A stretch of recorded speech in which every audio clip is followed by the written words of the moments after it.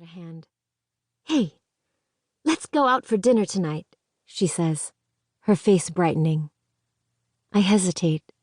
I have so much homework, but her eyes say, "I need this." "Sure, Mom."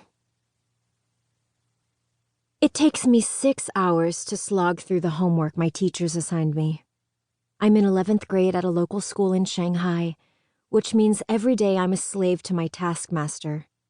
First math, then science, then English, and then Chinese, my weakest subject, despite the latest fancy tutor my mom got me.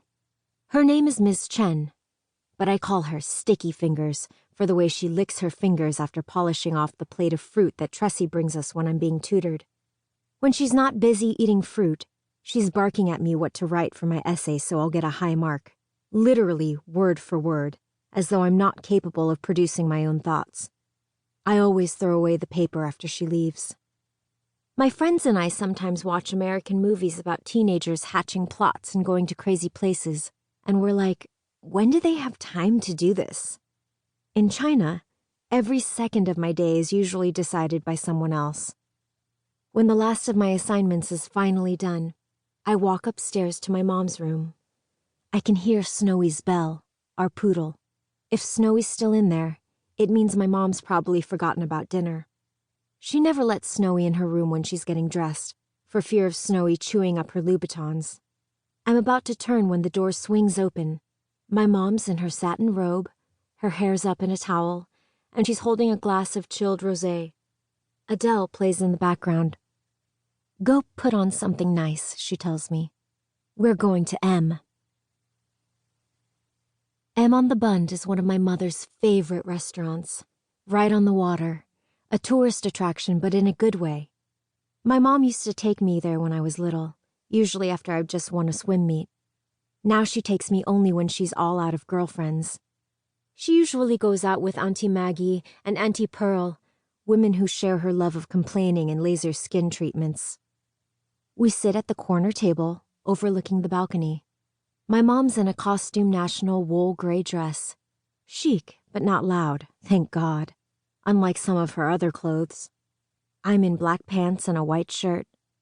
Unlike my mom, who likes her clothes colorful and tight, I opt for understated and functional. Mom sips champagne while making small talk with the waiter. She's a regular, and he kisses up to her so shamelessly I have to look away. She orders for us while I gaze out the window at the boats going up and down the Bund, tourists taking pictures, the Oriental Pearl Tower. There's a roller coaster inside. When I was little, I used to go on it with my dad. I smile at the memory. The waiter finally leaves us alone.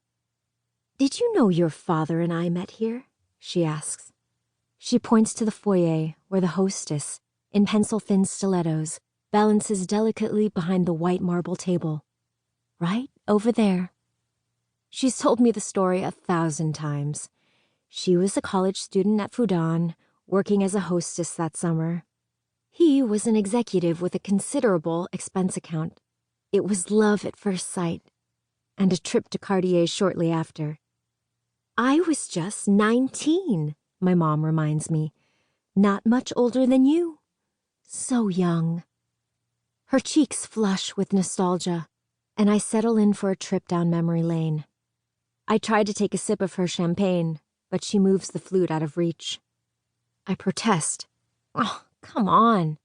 "I was so beautiful then," she continues, ignoring me. "You're still beautiful," I remind her. I can't tell you how many classmates, the guys especially, have commented on my mom's appearance.